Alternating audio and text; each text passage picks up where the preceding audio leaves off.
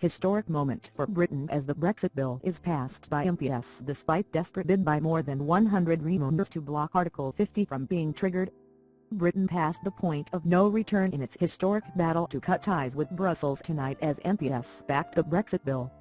The Commons endorsed the legislation by 498 votes to 114 after the government saw off a desperate bid by more than 100 Remoaners to block it. In the first of a crucial set of votes in the Commons, a wrecking amendment that would have effectively killed the law was defeated by 336 to 100. The House then gave the bill its second reading by another huge margin, despite the opposition from Labour MPs, the SNP and most Liberal Democrats. One Labour MP yelled suicide as the result was read out in the chamber.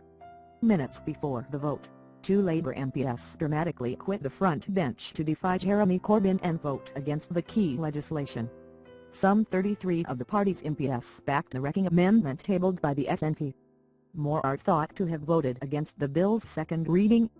A handful, such as Chris Ryan and Mary Craig, opposed the legislation despite their constituents having decisively backed Brexit in the referendum. Dozens more voted in favour of holding the EU referendum 2 years ago, but voted against implementing the result. Just one Tory MP, arch-Europhile Ken Clarke, appears to have joined the Brexit opponents in the division lobbies. The votes came after 2 days of bad-tempered and impassioned debate in Parliament.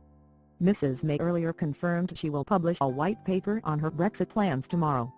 Ex-Chancellor George Osborne, who led the charge for Remain, earlier warned opposing Brexit risked a constitutional crisis. Meanwhile, Jeremy Corbyn's EU nightmare gathered pace as 2 more members of his top team quit to vote against Brexit. Dawn Butler and Rachel Maskell resigned rather than fall into line with the leadership's stance of supporting legislation that will trigger Article 50. More could follow them out of the door after the key votes. Mr Corbyn tried to put a brave face on the chaos, thanking the pair for their work and saying they were still assets to the party.